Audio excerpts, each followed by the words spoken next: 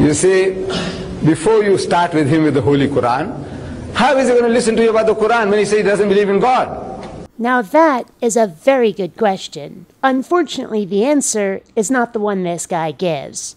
Let's do this.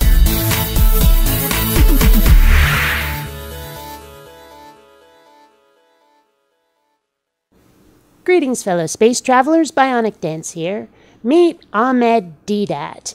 He gets a question from his audience about how to convert a Westerner to Islam, and the answer he gives is not supposed to be some kind of magic bullet, but rather just a first crack in the door. In a way, I kind of respect him for that, but it's still not going to do the job. So, these people you're talking about, this Westerner, whoever he is, whether American or British, he is still a Christian subconsciously at the back of his mind. Because as soon as a fight starts between the Muslim and the Christian, he will take the Christian side. Why? He is still a Christian subconsciously.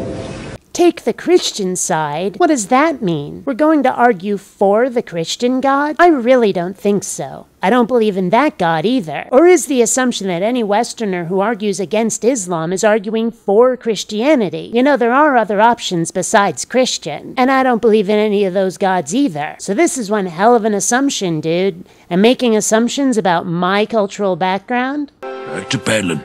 So, now what you do with him, a technique I show you. As soon as you ask any of these people, when you meet them in the flesh, he said, what church you belong to? He said, no, I don't go to any church. I don't believe in God. So you tell him, congratulations to you. Okay, to be fair, I've already watched this video, but I bet right now you're wondering where he's going with this. Don't worry, he'll get there. And I don't think he means to be snide or sarcastic, but there's a bit of an undertone there. Amazing, amazing. The man said, I don't believe in God. I said, tell him congratulations to you. And the guy gets shocked. He expects you to chop off his head. Kafir, mardud. You don't believe in God? Chop off his head. That's what he expects from the man of religion. And with good reason. How many times have we been told we're evil, can't be trusted, going to hell, etc.? Atheists aren't exactly the world's most beloved subcategory. So if a theist is actually nice to one of us when they discover that we don't believe in their God, can you really blame them? So why congratulations? I said, you see, if you told me you are a Christian, no congratulations.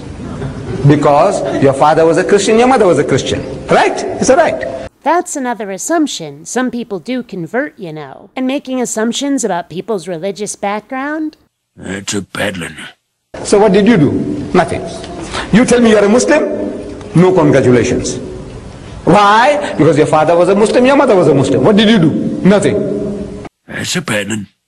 But you tell me you don't believe in God? I say congratulations. Because you have been thinking. What made you to reach that stage where you say there is no God? You were thinking. So for that I congratulate you. I'm actually not going to hand out another paddling for this one. Because what's the motto of my channel? Don't run on automatic. Think. And this is exactly the kind of thing it's meant to address. Of course, some people, like me, were raised without religion and might not have given it quite as much thought as, say, an outspoken atheist like myself. So once again, it's a bit of an assumption to say that an atheist has given their position more thought. What were you thinking? Well, about what you heard, the stories you heard, you went to Sunday school, your environment, they're telling you about Adam and Eve. Yes. Okay, he's going to go on for quite a while about Adam and Eve, the snake, the apple, and what God did or didn't do about it. I'll leave a link in the description if you really want to hear it, but I'll spare you with just that Cliff's Notes version. Trust me when I tell you that's all you're going to need. Now, I'm asking the Muslim, you believe in a God like that? You believe in a God like that? No. He says he also doesn't believe in a God like that. So congratulations. Okay, so we don't believe in the God of the Old Testament. Congratulations! Of course, aren't Adam and Eve, and therefore God, in the Quran too? I mean, as I understand it, the deity of the Jewish, Christian, and Muslim faiths are all the same Abrahamic deity. They're all just different versions of each other. Kinda like how Hollywood keeps rebooting or reimagining every beloved series or movie. And if we weren't fans of the original, what makes you think we'll like any of the others? What are we really being congratulated for? You read further down, Genesis. Hazrat Musa alayhi salam wanted to see God. So God says, look, you can't see me and live.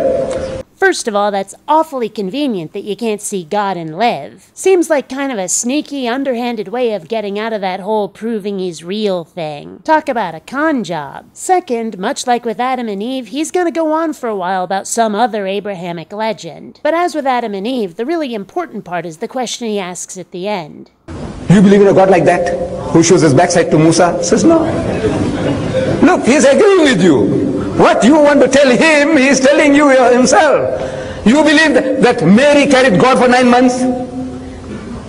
Ask him. He said, no, you believe that? That Maryam carried God for 9 months? And this God was born and was circumcised on the 8th day. You believe that? No. So look, that man has taken the first step towards Islam. So by not believing in any other gods, we've taken the first step toward believing in yours. Right. Who says we haven't taken our first step to becoming Christians, or to becoming Buddhists, or Scientologists, or taken our last step to becoming or staying atheists? First step toward Islam, my well-toned and shapely hiney. So if you think that congratulations is what you should say to an unbeliever, think again. Especially if you follow it up with saying it's the first step toward becoming a Muslim, or any other denomination. Seriously, don't say that to an atheist. You're probably hurting your own cause. So he's taken the first step. He's saying, La ilaha. This, that God, that God, no. Your God? No. He's taken the first step, man. Take him the following step. Take him further. That's your job now. And precisely how will this job be taken on? How did this thing come into being? So he explains to you, and you find the Quran confirms. The Quran confirms. He says, look man, this book is telling what you are telling me.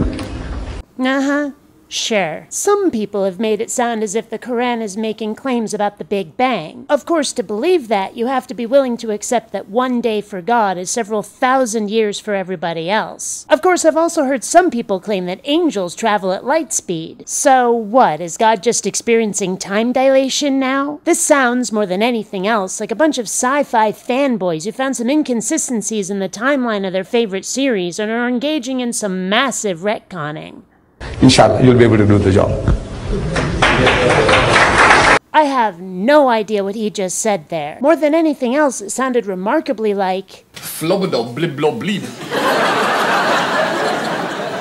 But as you can probably tell from the clapping, that's the end of his video. So until next time, fellow space travelers, this is BionicDance saying don't run on automatic. Instead, please think.